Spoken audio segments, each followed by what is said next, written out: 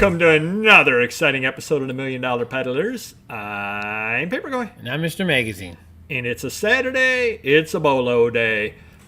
We go and we put up some items that we hope you can find out there and give a little bit of discussion as to why we bought them, the background of them, why we listed them, the way we listed them, etc., etc. All things that hopefully can help you when you're out there on your search. A lot of the things I picked up at estate sales, church sales, that sort of thing.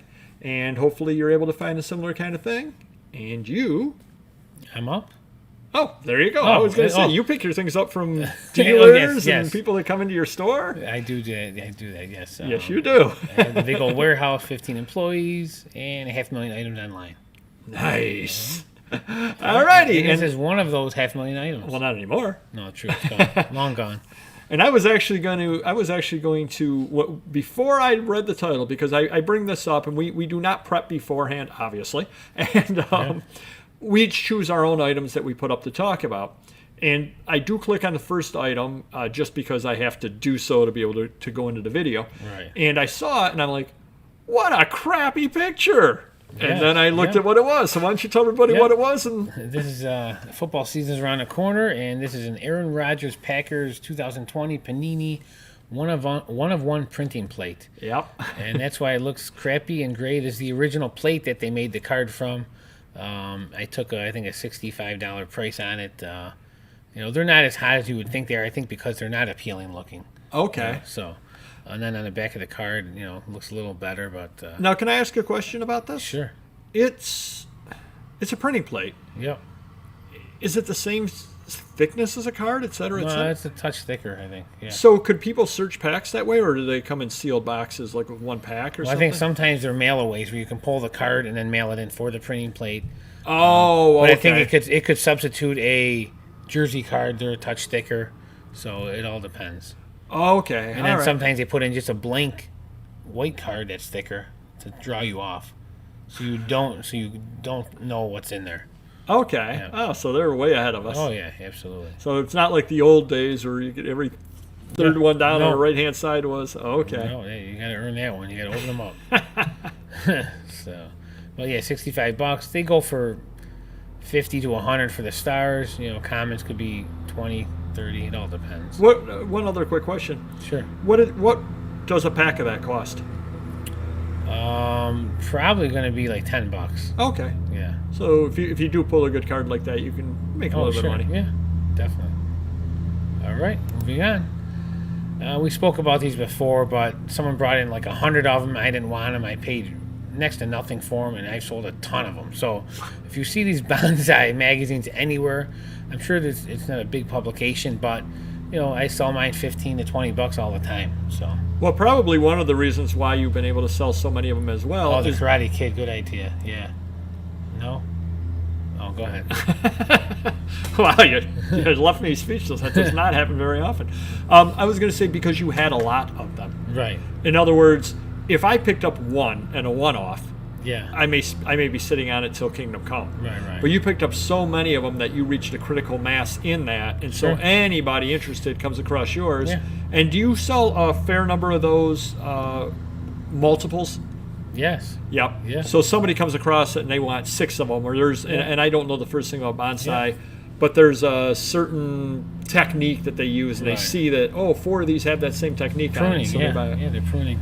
You know about as much about bonsai as I do. This is 40 years old. It's vintage at this point and in excellent condition. So keep an eye out. All right. I bought a collection of 400 airplane magazines from a good friend of ours. He's a friend of the channel. Subscriber, yeah. Yeah. And we're talking about Flying Aces, 1936. But this has Zeppelin on the cover, which is obviously more sought after, and that's the reason it sold for $25.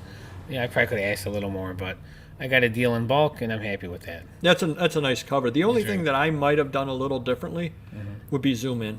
That would have been, I think, a good magazine to zoom in on. So do the zoom in on magazines. So we haven't on done that yet. one. Okay. On that one, I think, just because that would jump out at you, Sure. and then the second one. That's all. Okay, gotcha. All right, next, Disney's Christmas Gold Ornament Collection, 12-piece by the Danbury Mint, $144 this one for. And I got this in a large collection with other high-end Disney collectible pieces. To me, they look like cheap little plastic pieces, but they're hard to find and very sought after, apparently. So you find these anyway. Even if you found one, they got to be worth $10 a piece, and they're little. They're only like a couple inches tall. And that's why you don't collect Danbury Mint Disney things. Absolutely. You're not a fan of them. I'd rather collect the money. There you go. All right. Under Armour, I had a good customer of mine. He was selling me some graded cards, and we couldn't negotiate on a price. We were off for a few $100, so he started throwing in sneakers. So I got 3 or 4 pairs of Under Armour Curry sneakers. This particular one sold for about $110. So you like, oh, I'm wearing these shoes. You want these too? He probably would have thrown them in. Yeah. So my only question on that is, and I see you have them pictured elsewhere, but how come you didn't picture the shoes in the first picture? And I don't know why. I would answer you if I listed them. Now, my manager is the one that listed these. He's supposedly a shoe expert. Okay. But he could have he just made the mistake of putting the box up first because it had the second picture's got the size and all the information, so maybe he thought that was more important. But I see what you're saying. Yes, they should have went up first. Well, or the other question too, or not even a question, other statement in his defense. There are times where, and you may not know this, and this is a little bit of a listing glitch that I've seen on eBay, that if you list and then you change the order of the pictures, but not all the pictures are done reloading, right, or done loading. If you change, it'll often revert back to the picture that you uploaded first being the first picture. Huh. So he might have done that and then tried to move the pictures before they were completely uploaded, and then it just ended up like that. Because I know there have been times where I sat there and I said, wait, I know 100% that I made that other picture. Why would I crop it and make it be the third picture? I wouldn't do that. Yeah. So that is a little bit of an eBay glitch there to look out for. Gotcha. All right. Or he could have just listed them incorrectly in the wrong order. Moving on. Wow, you're brutal today. All right, Wrestler Magazine, 1975, but it has Andre the Giant, who always sells over $20. I think I got $24.50 on this baby. He's got some that are $50. They're all going to be 40-something years old for the most part. So if you find these out there, definitely grab them. Or even if Andre the Giant's not on there, you pick them up for a couple bucks a piece. They're going to go for 10 to 20. I remember as a kid, we're going to rambling story here, bonus rambling story. Wow. Do you remember, you were little younger than me, so you may not remember when Big John Studd. When Andre the Giant was in the Sports Illustrated? No. Yeah, there was an article about it. He wasn't on the cover, though. No, but there was an article about him like in the late 70s, and I remember reading it, and I'm just like, this is an odd guy. You read the stories he used to drink like 24 beers before he got on a plane and things like that. Just insane amounts of food and drink that he had. Hey, he lived life, and God bless him. First thing we have over here is Park Terrace Grill, Clearwater, Florida, 1950s placemat. And put it up for $24 at auction. Got an offer for $26 from it. Sold it for that because I had 2 of them. And one thing that I do, and I don't know if you do this or not, but if I have multiples, I reach out to the buyer as I'm relisting it. Oh, okay. Because I said to him, hey, just letting you know I have 1 more. Yeah. But what I did is the one that he got sent was actually a little nicer condition than this. Okay. I said, hey, I want to let you know I had 2. One reason why was perhaps he wanted a second one, and maybe he worked out a deal to grab the second one.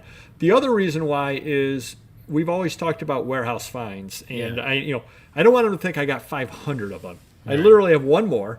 Tell him I have 1 more, but then I sweeten it up a little bit by saying, hey, I sent you the better conditioned one. I assumed you wanted the better conditioned one. Sure. Oh, thank you. And of course, he was happy as anything about getting the better conditioned one. So if you happen to want this, I've got another one listed. But this is a little shout out to a friend of the channel, Auction Professor, because he did do a video about how these sell. And they definitely do. Yeah. Placemats definitely do sell. Very cool. I'll tell you another quick little story on this. I sent this to a buddy of mine who doesn't do eBay. And he said, I can't believe you got $24 out of a placemat. And I said, well, you don't have placemats? And he goes, well, we have Mackenzie Childs.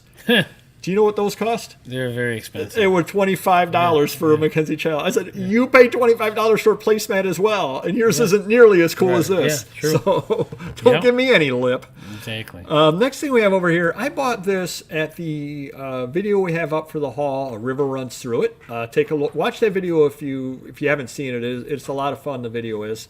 I picked up 4 big bags of books in items for $20. And this was one of them in there. Okay. And I bought it because I want you to just take a look at the graphics on this and tell me if this jumps out at you or not. It sure jumps out at me. Yeah, she sure does. Yeah. I mean, it looks odd enough that I just said, that is odd enough. Now, I didn't do any comps on it or anything like that when I bought it. I just said, I know I'm going to get a good enough deal. And that I don't know if it's appealing or what it is, but you definitely notice it. How about that being the way to put it? Yes, absolutely. Yep. And it sold for the $24. Through the Looking Glass drawings by Elizabeth Layton. Turns out she was like a grandmother who late in life found out she had ability to draw. Oh, wow. So she has a following, and somebody paid me $24 for that, so I'm pretty happy with that. Very cool.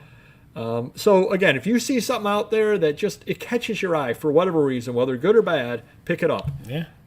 You can sell it. Next item we have over here did feature this in an Instagram post. If you do not subscribe to our Instagram, or definitely do, just telling you, old brochures do sell. Wow. He purchased this one and another one. He offered $15 a piece for them, so I got $30 out of 2 brochures. The other one was also from Sealand, but it was a different year because it was a different color. Right. But kind of neat there. There's more to see at Sealand. See what they did there? Yeah, see what I did there. Oh, look at this. We're heading way down. I see that there's more to see at Sealand. There you go. See? Oak Bay Marine, Victoria, Canada brochure. $15 out of a brochure. I'd guess it to be late 70s, early 80s. Yeah, you had extra room in the title, so you just decided to say orange. Oh, no, I actually did, because the other one was exactly the same, but it was yellow or red. All right. So I did that just so that way, if only one sold. With my luck, my employees would be sending the wrong color out. Good question, though. Very good question. You are on fire today. Thanks. Next thing we have over here, BVAC Washers, 1930s, Barker Rose and Kimball, Elmira, New York washing machine. $18 got out of that. Wow. Just a neat looking old washer. Just to show you that, these old things definitely do sell. And in the old days, I probably would have shown it closed and just showing that first part as being the thing without the washer. Yeah. Now I did the picture that jumps out at you a little more. Way better. And probably now, if I did it, because I listed it in 2019, probably now I would have cropped it so the washer jumped out at you and then done 2 more pictures. Right, yeah. True. Still sold, but I could have done better. The next thing we have over here, you're probably not going to remember this, but there was a local auction back in 2019 that I was over here one day and was researching the auction while I was here and found this, and I think I ended up paying $50 or $60 for it because I knew it was a better item. It took 2 years to sell, totally outside of what I normally sell.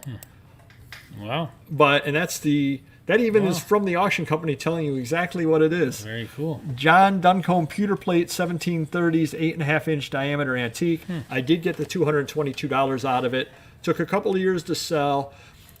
But goes to show that if you have time to do some research on something before an auction, the only reason why I even bought this was because of that little tag the auctioneer put on there. Right. I don't know the first thing about John Duncombe. I don't know the first thing about pewter plates. He had put that on. And even a dummy like me could do research off of it, find out it's worth a couple $100. I paid $50 or $60 at the sale. Yeah. And made some money off of it for something that I don't normally buy. So I really do look at that as found money. Right. Sure. Really is found money on something like that. And the last thing we have over here is something I picked up at Heritage. I think it's going to jump off the page at you, especially because I did the cropping. And we're going to talk about that again when I bring this up. Auction professor taught me this. He stole it from somebody else. He'll readily admit it. But you crop in on a listing to make it jump off the page. And I think that jumps off the page.